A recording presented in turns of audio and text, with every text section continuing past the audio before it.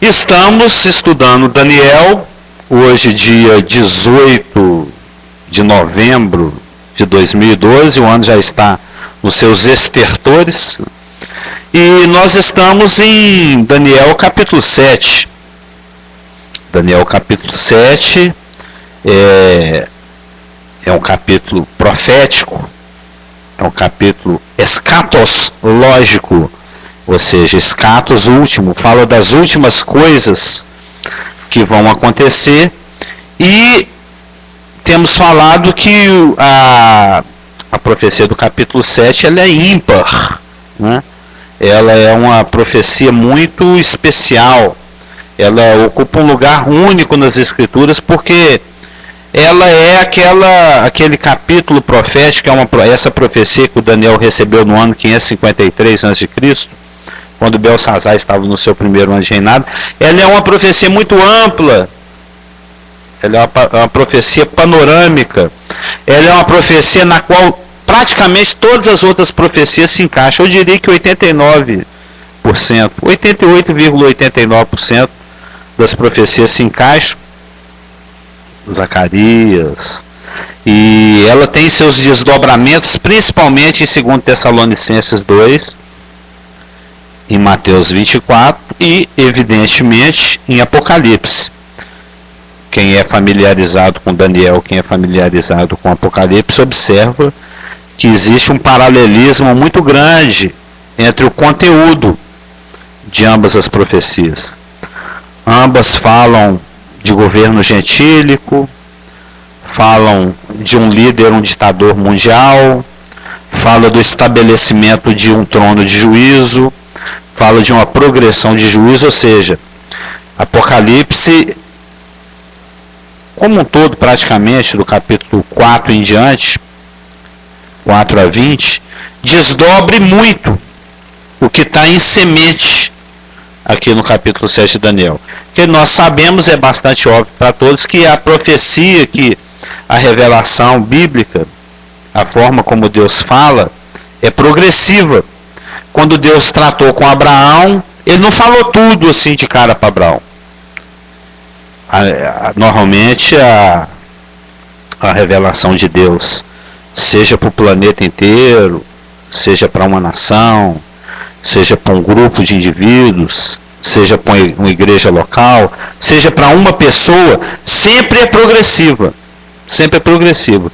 Deus lança uma revelação, Deus fala o que Ele quer, Ele dá a opinião dele, e à medida que você rega essa semente com obediência, vamos dizer assim, né?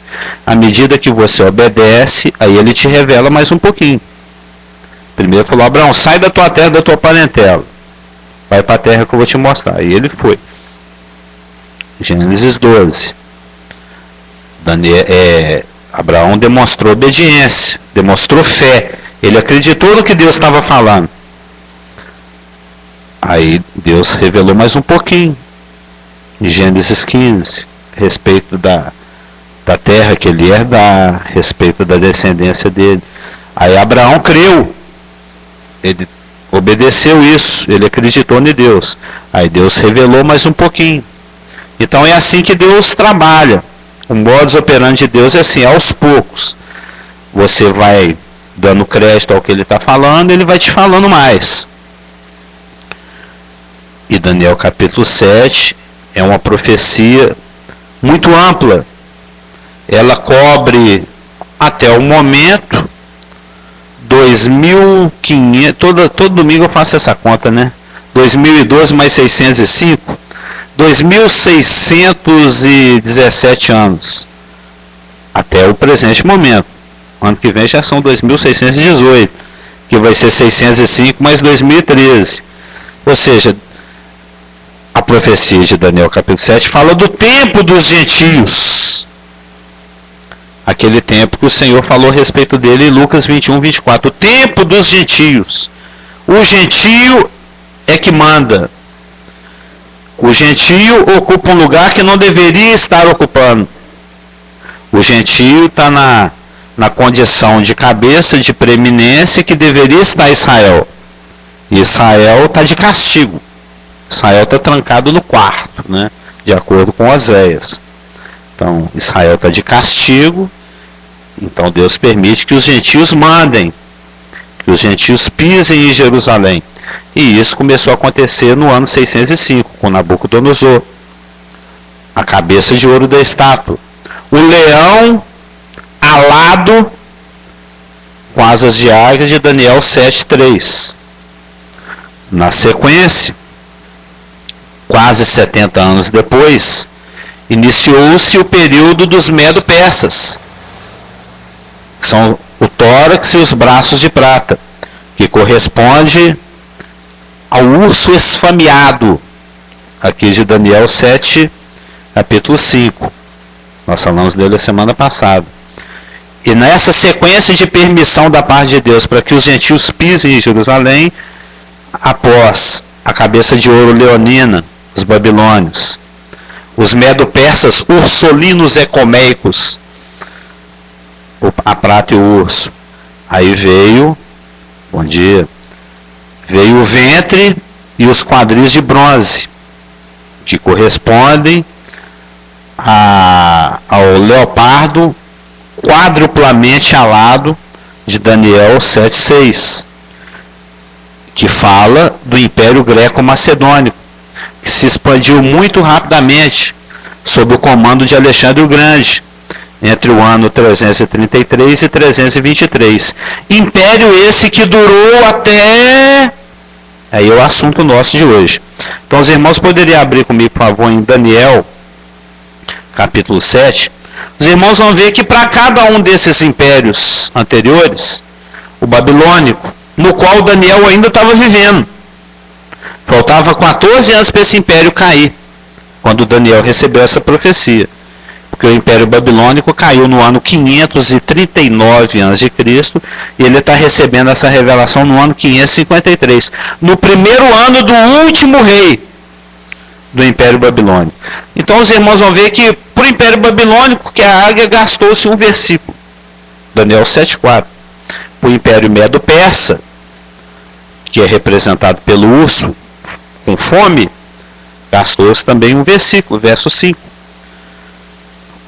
Para o Império Greco-Macedônico, que veio depois do Medo-Persa, que veio depois do Babilônico, gastou-se também um versículo, verso 6. Os irmãos vão observar que para o quarto império, que é o animal que não tem nem descrição de tão terrível que ele é, Daniel não conseguiu achar uma símile, né? Não conseguiu achar uma figura de linguagem, uma similitude que conseguisse descrever esse animal. Para o babilônico, teve o leão, sua realeza, sua preeminência. Para o Medo-Persa, teve o urso, a sua ferocidade, a sua voracidade. Para o greco-macedônico, teve o leopardo, a sua agilidade, a rapidez de conquista. Mas para esse quarto império, que é o Império Romano, ele não conseguiu achar uma símile, um símbolo que fosse completo o suficiente para descrever esse império. Então ele criou um aqui. Ele tentou descrever o que Deus mostrou para ele em visão. Aí ele usou cabeças, animais, chifres, unhas, dentes. Ele teve que fazer uma colagem aqui, né? Ele deu muito Ctrl+C, Ctrl+V aqui para poder montar esse bichinho. Antigamente era tesourinha e cola, né? E os irmãos vão observar que para o Império Romano, para os outros você gastou um versículo para cada um, esse aqui vai gastar muitos versículos. E por que o Espírito Santo gastou tanto latim, né? Como diz o Ivan, eu não vou gastar o meu latim. Por que ele vai falar tanto a respeito desse império, que é o romano? Porque ele tem uma importância escatológica maior. Porque ele tem mais importância do ponto de vista profético. Porque além de ser um império mais longo, ele é um império final. Eu já falei isso aqui, o Império Romano ainda não caiu. Tecnicamente ele já caiu, mas do ponto de vista divino profético ele ainda existe. Ele ainda se estende, eles são pernas longas. Até outra aí já é um coelhinho. Ele é uma perna longa que vai se estendendo e que vai ter um representante final lá dentro da tribulação, que é o anticristo. Então, a partir do versículo 7 aqui, ó, até lá no 28, 20 e tantos versículos, só em função do quarto império, dos 10 chifres que vão representá-lo em sua forma final tribulacional, e em especial o chifre pequeno, que representa o anticristo, e em função do qual o trono de juízo vai ser montado. Então vamos ao nosso texto, que está em Daniel 7:7. Nós não vamos falar do 4, do 5 e do 6, porque nós já falamos dele na semana passada. Leão, Babilônia, urso, Média, Pérsia, e leopardo, 6, Grécia, Macedônia. Daniel 7:7. Depois disto, depois do leão, do urso e do leopardo, eu continuava olhando nas visões da noite. E eis aqui o quarto animal. Começa a observar a linguagem que descreve esse animal. Terrível, espantoso, sobremodo forte, o qual tinha grandes dentes de ferro. Ele devorava e fazia em pedaços e pisava os pés o que sobrava. Era diferente de todos os animais que apareceram antes dele e tinha 10 chifres. Esse é o Daniel recebendo a visão. Ele vai receber uma explicação angélica. Então vamos dar uma puladinha lá no verso 19. Então tive desejo de conhecer a verdade a respeito do quarto animal, que era diferente dos outros, muito terrível, já acrescentou muito, né? Cujos dentes eram de ferro, e um detalhe que eu não tinha falado antes, cujas unhas eram de bronze, que devorava, fazia em pedaços e pisava aos pés o que sobrava. Todos os comentaristas, vamos ficar só no verso 17, que talvez nós nem saiamos dele hoje, né? Vamos ver se sai. Todos os comentaristas bíblicos, eles são unânimes, eles concordam que essa descrição aqui do Daniel 7, 7 e 19, que descreve o Império Romano, é muito apropriada para o Império Romano. Eu não sei, eu amo história. Na realidade era para eu ser professor de história. Eu fiz vestibular para isso e na época o vestibular foi cancelado, porque teve fraude. É igual às vezes acontece com o Enem, aí eles cancelam o Enem porque vazou o gabarito. Aí eu falei, vou fazer essa prova de novo não. Aí eu desisti de ser professor de história. Mas era para eu estar num colégio qualquer desse aí dando aula de história. Eu amo história. História é uma ferramenta fantástica para a gente entender as escrituras. Na realidade, as escrituras ficam muito nubladas. Bom dia, senhora Amâncio. Se você não estudar a história, geografia, filologia, se você não estudar línguas, se você não estudar história, o seu entendimento das escrituras fica muito pequeno. Tanto é que em 99% das Bíblias, você vai lá nas últimas páginas, sempre tem uns mapinhas, já notou? Toda a Bíblia tem mapinha. Tem um mapa, o Império Assírio, a Palestina no tempo de Jesus. Ou seja, sem história e geografia, fica um pouco... Não é difícil, não é ininteligível, mas o seu entendimento fica um pouco limitado. O bom é que você saiba um pouco de geografia e de história. E os historiadores, os exegetas, aqueles que estudam a palavra, os comentaristas, eles são unânimes em afirmar que realmente essa descrição de Daniel 7,7, de um animal terrível, espantoso, forte, dente, ferro, unha, bronze, é só descrição, devorar, pisar em pedaço, é só descrição de coisa agressiva, de brutalidade, de crueldade, não dá essa impressão, essa linguagem aqui do Daniel, essa linguagem do Espírito Santo? Pisar em pedaços, despedaçar, não deixar sobrar nada. E o Império Romano, de fato, quando você estuda a história, é só estudar, é só você ler um pouquinho, você vai observar que o Império Romano realmente ele era caracterizado pelo fato de que ele era implacável. O Império Romano, os romanos, eles eram implacáveis, eles eram destruidores. de todos os impérios que já existiram anteriormente, a própria profecia fala isso, ó, ele era diferente de todos os animais que apareceram antes dele. Porque quando você estuda o império do leão, babilônico, você estuda o império medo-persa, do urso, você estuda o império greco-macedônio, os reis babilônicos, os reis persas e os reis gregos, eles tinham uma certa... eles eram magnânimos, eles eram longânimos, eles eram, está me faltando uma palavra, eles tinham mais humanos, vamos dizer assim. Eles tinham uma certa misericórdia com seus prisioneiros, eles permitiam que você continuasse tendo a sua religião, você continuasse tendo a sua cultura. O Nabucodonosor treinou o Daniel e os seus companheiros, ele dava treinamento, ele reaproveitava material humano, o filho de Nabucodonosor mesmo honrou o rei Joaquim, que foi levado cativo, pagou uma pensão para ele. O rei Ciro permitiu que os judeus voltassem, né? Aquele rei do livro de Neemias, o Artaxerxes, na realidade o nome dele é Artaxerxes Longimanus, né, que tem a mão grande, é porque pra você ver, tudo é Deus. Aquele que o Neemias estava triste lá, espremendo o vinho, o pastor já pregou sobre ele tomava o vinho, se estivesse envenenado, ele morria, o rei não morria. Esse rei, esse Artaxerxes, esse rei medo-persa, ele nasceu com uma mão maior do que a outra. Por isso que o nome dele era Artaxerxes Longimanus. Ele tinha uma mão longa, né? E esse pessoal era muito supersticioso.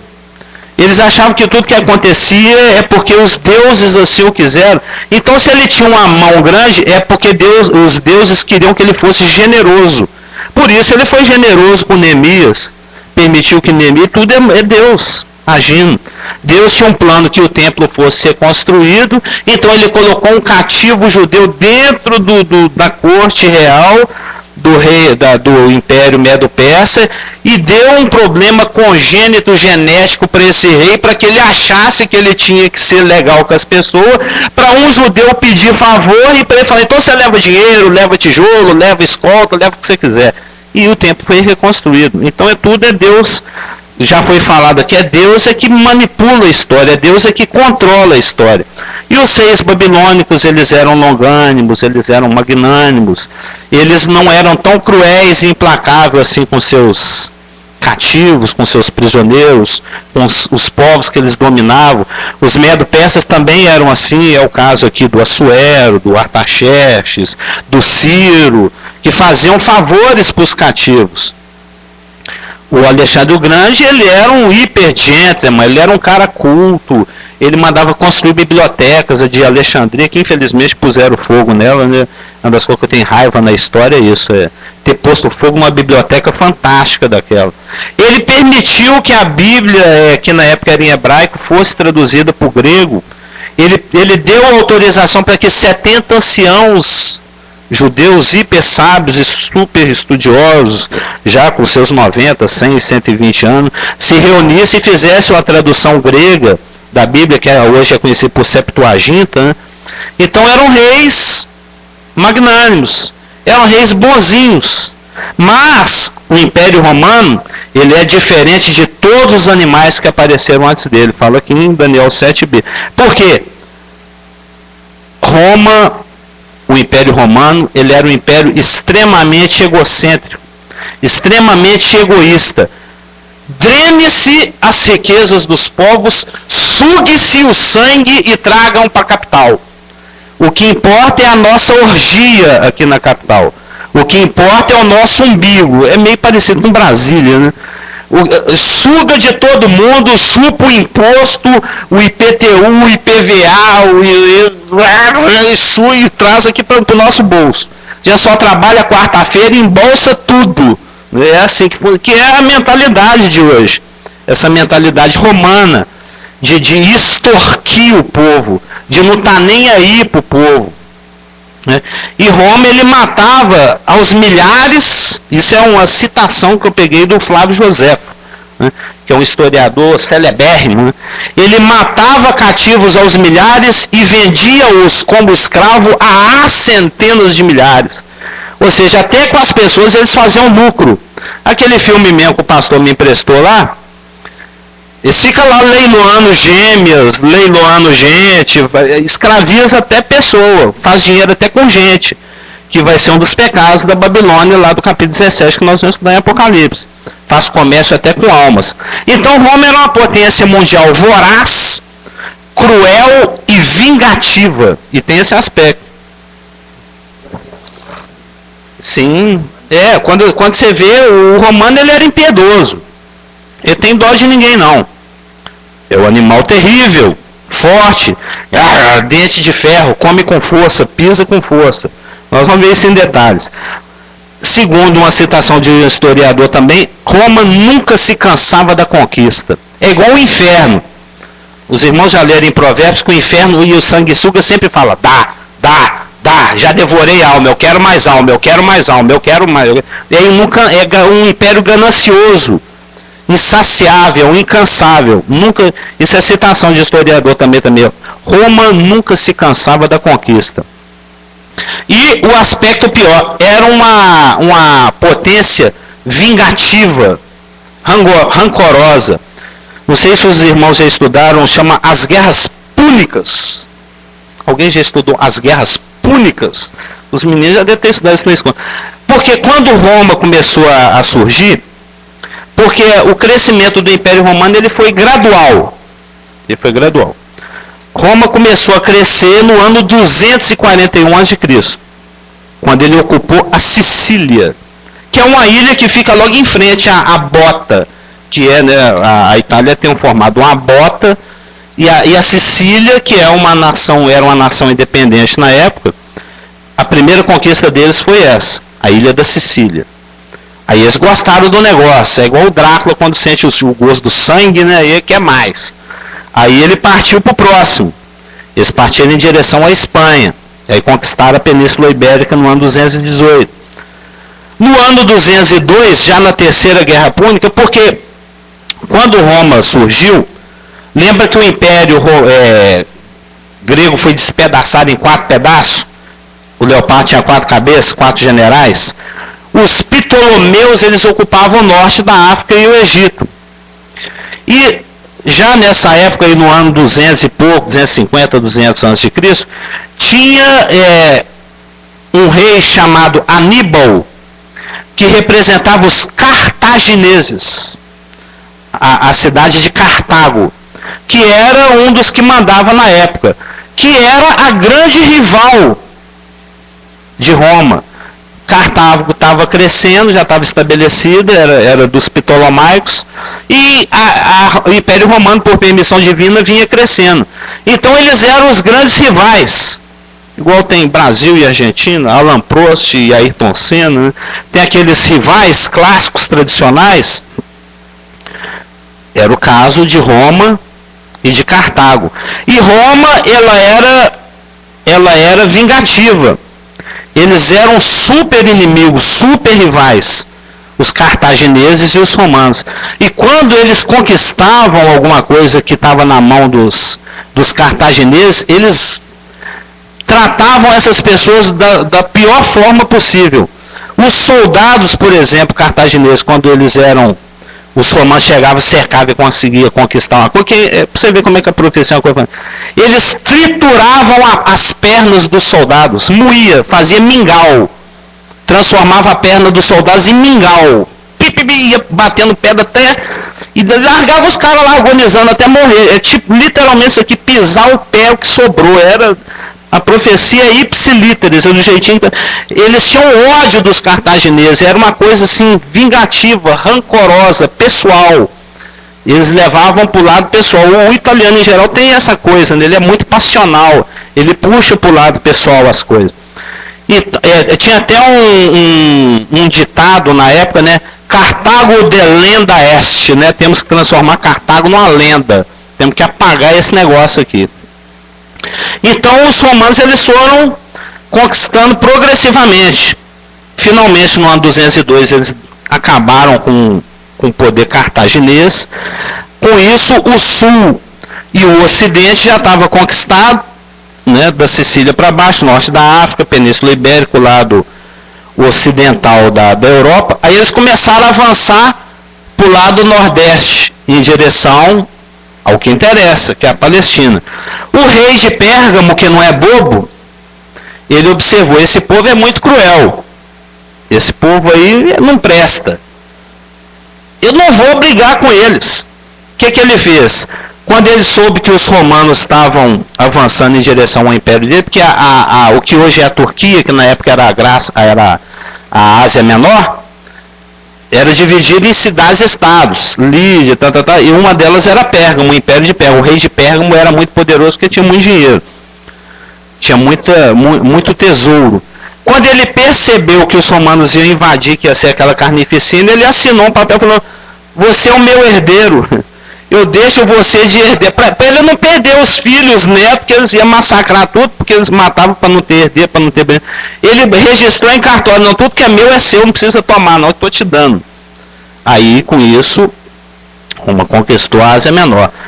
Ele avançou, eu não sei se os irmãos se lembram, nós estávamos falando na semana passada, o Império Greco-Macedônio, que é o que está caindo sob Roma aqui, ele foi dividido por 4 generais, porque o Alexandre o Grande morreu muito cedo, né?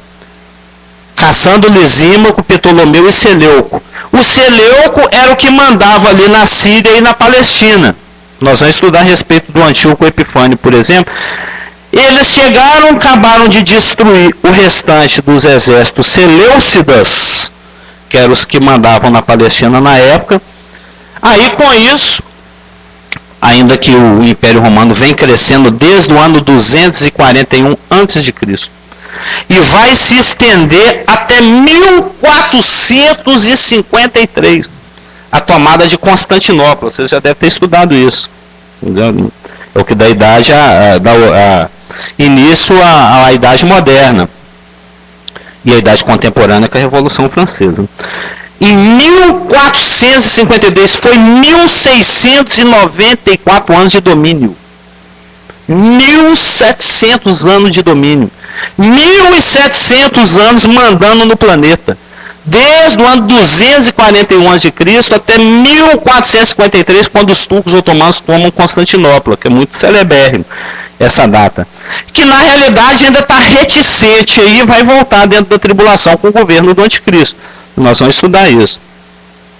Então, a data oficial do estabelecimento do Quarto Império, na opinião dos exegéticos, porque o que conta é Jerusalém, é o ano, viu, Elaine, você que gosta de anotar? O babilônico, o leão começou em 605. O urso começou em 539 a.C. O leopardo em 333. E o romano, que é o animal terrível, no ano 63. Que quando o general romano Pompeu invadiu Jerusalém e matou os seleucidas que mandavam lá. Aí, como diz o ditado da época, o Mediterrâneo se tornou a lagoa de Roma, né? O Mediterrâneo é um mar gigantesco que banha norte da África, Oriente Médio e Europa, o sul da Europa e virou a lagoa de Roma. É a minha pampulha, né? É aqui que eu lavo meu pé. E quando Cristo nasceu, isso todo mundo sabe, Roma era o dono do mundo. Roma estava mandando no mundo. Quem mandava lá era o Tibério, né? Aí, aqui, nas últimas páginas de toda a Bíblia, aí tem aí a sequência dos reis romanos, etc. Sendo que o apogeu geográfico romano foi no ano 117. 117. Então, aquilo que na época, Daniel está falando isso aqui, no ano 553, é pouco, 490 anos antes. O Brasil tem 512 anos de história. É porque a gente perde a noção do século, né? O Brasil tem reles 512 anos de história. Daniel está falando essas coisas aqui antes de acontecer 490 anos antes. É a idade do Brasil, ele está falando a coisa antes de acontecer. Sendo que tem coisa que ele vai falar aqui, que é o versículo 8, eu estou falando do versículo 7.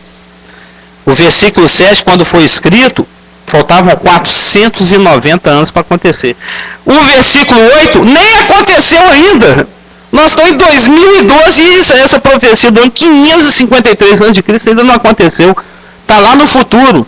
Vai ser aqui, vamos dizer assim, em 2029. Vamos chutar uma data hipotética, né? Uma data hipotética. Vai acontecer agora em 2029, por exemplo.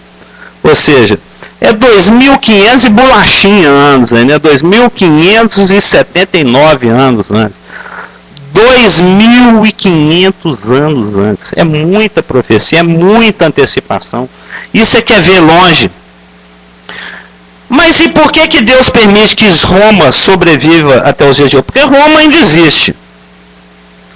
A Elaine, ela já está quase arranjando um serviço aí, que ela vai visitar muito um lugar chamado,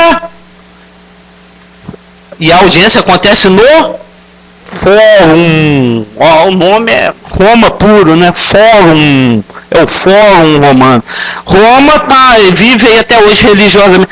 Qual que é a religião que manda no Ocidente? A história romana. Então Roma ainda manda religiosamente, comercialmente, juridicamente, lexicograficamente, etimologicamente. Os nossos nomes é tudo romano. É só estudar o nome de cada um, é tudo aí, era Roma. Deve ter gente aí que chama até César até hoje. Né? É só procurar. Ali tem um imperador sentado ali, olha lá, o Carlos Augustus. Augusto foi um imperador, mandou pra caramba, né? Depois do César, ele que ocupou o lugar do César, literal, a pessoa. Então nós temos um imperador romano sentado, olha o jeitão de italiano dele, olha lá. Olha o Augustus ali. Então Roma ainda existe hoje, residualmente, reticentemente ainda existe. E por que Roma ainda existe? Porque ela ainda tem um papel político escatológico no plano soberano de Deus. Daqui a pouquinho Roma vai surgir de novo. Já está preparado aí, que é a comunidade europeia. Roma era quem, isso aqui que é interessante. Roma era quem mandava sobre os judeus. Nunca esqueça, a ótica é o judeu. O eixo é o judeu. Primeiro o judeu, sempre em função do judeu. Igreja não existe. Igreja não é vista nessa profecia, ele nem sabia, não tinha a mínima noção de igreja, não se falava em igreja, a ótica aqui é Israel. O tempo dos gentios, os gentios pisando em Jerusalém, mandando nos judeus. E quem que mandava nos judeus? Nos últimos dias da 69ª semana de Daniel. Quem mandava em Jerusalém quando Jesus nasceu e morou lá? O povo romano. Então, quando o relógio, como diz o Vimal, quando o relógio profético de Deus foi interrompido, foi pausado, lá no finalzinho da 69ª semana de Daniel, que nós vamos estudar, é Daniel 9, os irmãos não fiquem perturbados com essa nona, 69ª, 70ª semana, que negócio de Shabu, o que é isso? Nós vamos estudar. Shabu é semana no hebraico. Que é 7. A setua, né? É o período 7. Nós vamos estudar isso em Daniel 9. Daqui umas 20 semanas, lá para janeiro de 2013. Não sabemos, né? Que talvez esse ano ainda. Porque você vê, hoje nós estamos gastando esse tempo aqui com o versículo 7. É porque essa profecia a gente tem que se deter mais. Então, se nos dias que Jesus veio, se nos dias no finalzinho da semana número 69, quem mandavam eram os romanos, quando o relógio profético for reiniciado, isso após o arrebatamento da igreja, lá dentro da tribulação, quem é que tem que estar mandando sobre Jerusalém? Quem é que tem que estar mandando em Roma? Quem é que tem que estar no cenário mundial? O Império Romano.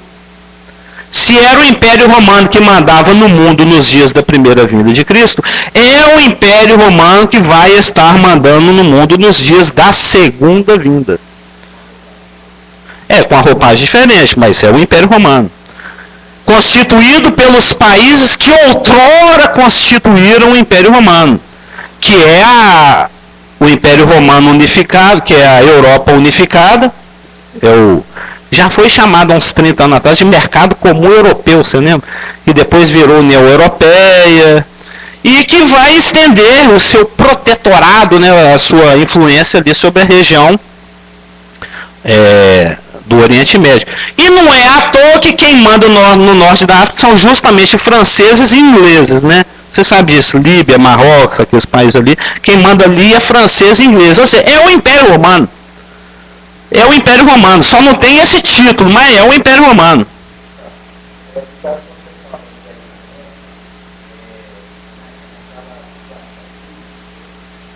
Geopolítica, exatamente.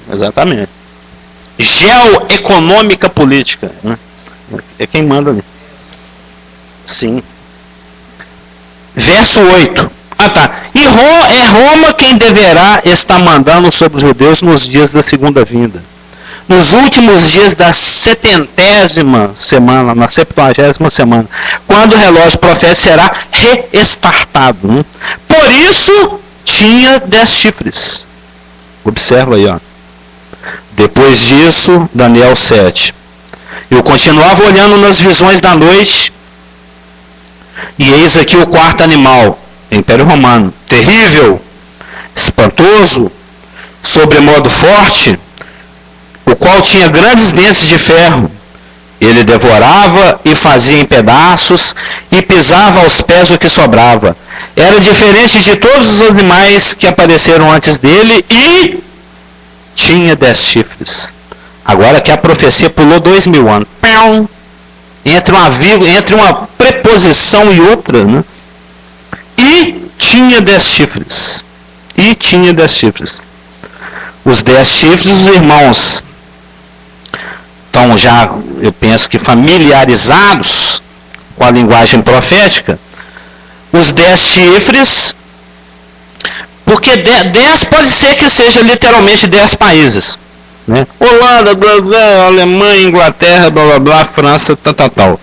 Mas pode ser também que, porque 10 é o número limite de permissão divina para a dominação gentílica. É isso que significa o número 10. Número limite para a dominação gentílica. E esses reis gentílicos, né? Essa liga, vamos chamar de liga, esse juntar de poderes, nós sabemos, que nós já estudamos Apocalipse 13, que é o grupo sobre o qual o futuro anticristo, o príncipe que há de vir, é sobre eles que ele manda.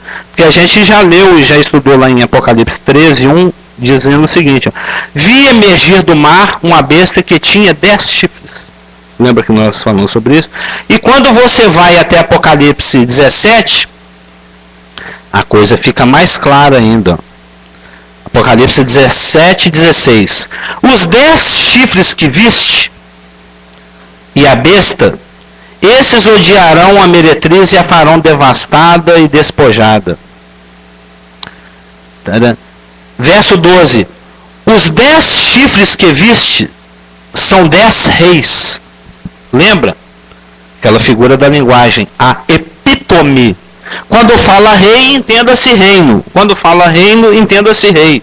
Quando fala rei, entenda-se reino e rei. E quando fala reino, entenda-se rei e reino. Rei e reino é tudo a mesma coisa. O rei é a epítome do reino. Ele resume o reino. Ele é a cara do reino. Ele é aquilo que sintetiza o reino. O governo Dilma, está falando do Brasil, está falando de nós tudo aqui. Ó. O rapaz pode morar lá na grota do Igarapé do Zé Dendágua lá, mas é a Dilma que representa ele. Né? Lá onde o Judas perdeu o cadastro, lá, mas é a Dilma que representa ele. Qualquer decisão que ela tome em qualquer âmbito aí vai afetá-lo.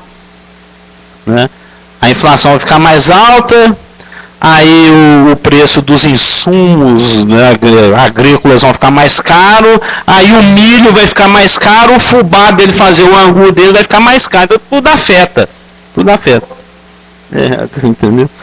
Então, Apocalipse 17, 12, que explica lá Daniel 7, na sua última cláusula, e tinha 10 chifres, explica explicitamente, ó, os 10 chifres que viste são 10 reis.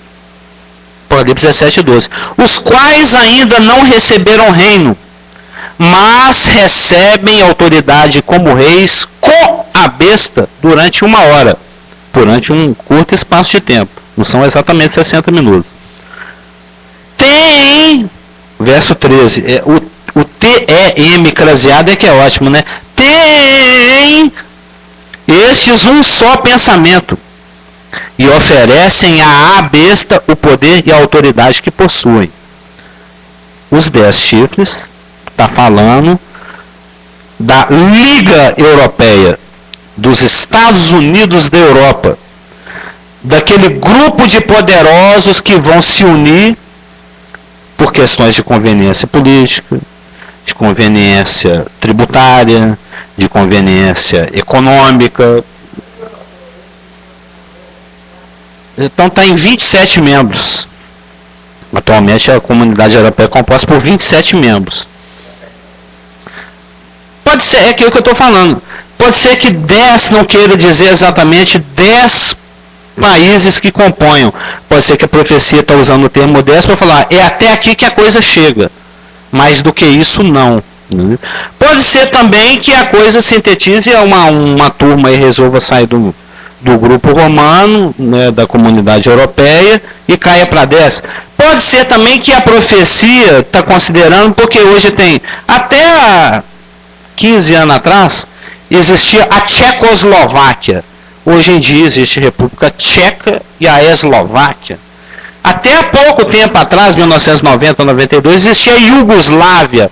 Isso já despedaçou lá, formou a Bósnia, formou a Herzegovina, formou a Macedônia, formou a Albânia, a coisa despedaçou.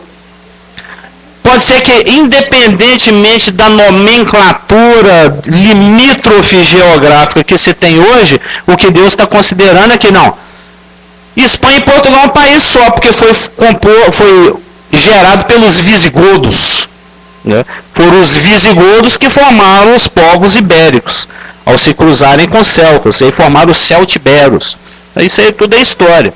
Então pode ser que esteja se falando de 10 povos que se despedaçaram em 27 países. Entendeu? Mas de qualquer maneira, a ótica divina, a ótica escatológica, a ótica profética é a que conta. E Deus está falando que são 10. São 10 chifres. Chifre é poder, são 10 poderes. São 10 reis. São 10 representantes que só quer saber de ver uma coisa: a besta bem-sucedida.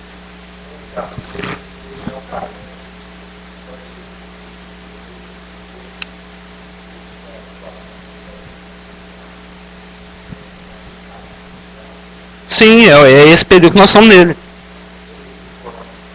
Pois é, a coisa. Não, nós vamos entrar em detalhes aqui, que nós só lemos o versículo. Não, e não tem nada a ver com a igreja. Porque a igreja não está na profecia. Entre o tornozelo e o pé tem um buraco de 2000 anos que não foi visto. É aquilo que eu vi falando. Igreja é aquele envelope no bolso do Silvio Santos. Lá dentro, lá, ó, costurado.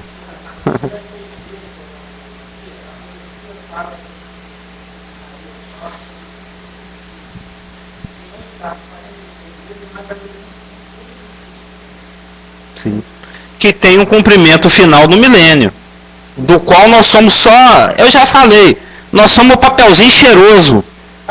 Eu vivo falando isso. Aquele que a menina dá na porta do boticário, da água de cheiro. Nós somos uma amostra do que Deus vai fazer. Não, o tempo dos gentios é isso que nós estamos estudando. É a estátua de Daniel e é a visão profética de Daniel 7. O tempo dos gentios, o tempo que os gentios mandam. A participação gentílica na bênção messiânica se cumpre no milênio. Entendeu? Os gentios vão receber a bênção destinada para elas através de Abraão no milênio. Sim. É uma amostra. Não, pode ser não. Ninguém enxergou isso. Ninguém enxergou. Não, não vira igreja. Igreja é um as, é o zap, escondidinho. Ninguém sabia que Deus tinha essa carta na mão.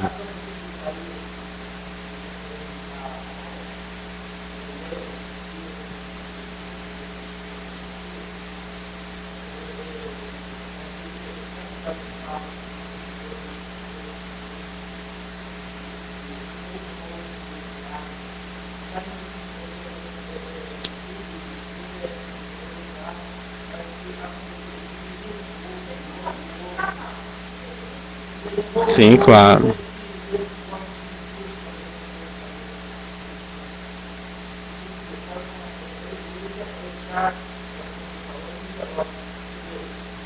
No bolso do Silvio Santos, exatamente. De uma forma velada. Mas eles não tinham a mínima compreensão para perceber que quer dizer que a mulher que meu pai mandou buscar lá na minha terra é tipo daquela que vai ser noiva do Cordeiro. Porque Deus, ele meio que deixa escapar as coisas assim, e ele deixa ali. Mas na época é muito pouco provável que alguém tenha percebido.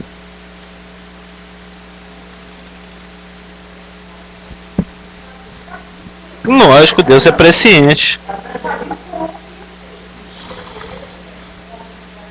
Sim. Mas diretamente falando, a oportunidade dos gentios vai ser dada no milênio.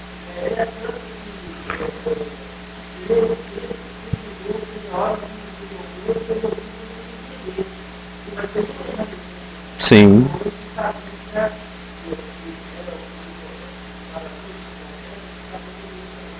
É um mistério que só veio a ser revelado para Paulo lá no ano 40, 45, 50. Verso 8. Estando eu a observar os chifres, eis que entre eles, entre os 10 chifres que foram citados no verso 7, subiu outro pequeno. É um dos títulos do anticristo, é chifre pequeno, né?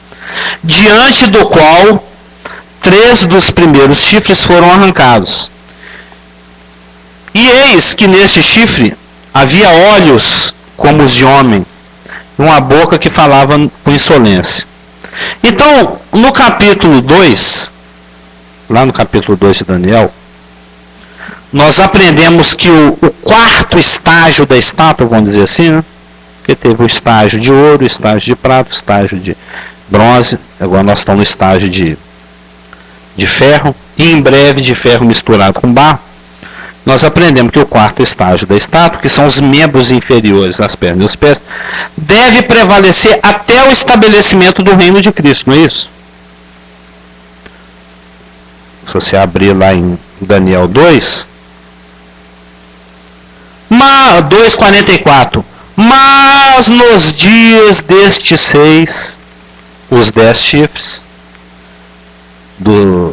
que estão na cabeça do quarto animal de Daniel 7, os 10 dedos que estão nos pés da estátua, os 10 reis lá de Apocalipse 17, Apocalipse 13, mas nos dias destes 6, esses 10 reis, o Deus do céu suscitará um reino que não será jamais destruído.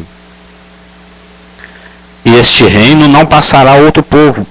Esmiuçará e consumirá todos esses reinos, mas ele mesmo subsistirá para sempre. Como viste que do monte foi cortada uma pedra sem auxílio de mãos, e ela esmiuçou o ferro, bronze, porque a gente vê no 34 que o Daniel estava olhando e uma pedra foi cortada sem auxílio de mãos e feriu a estátua onde? Nos pés, de ferro e de barro. Então é nos dias destes reis que acontece a segunda vinda de Cristo. Isso eu estou falando só para reforçar. O que te leva a concluir que o Império Romano, o quarto estágio da estátua, ele tem que prevalecer, ele tem que ir se estender até que Cristo volte.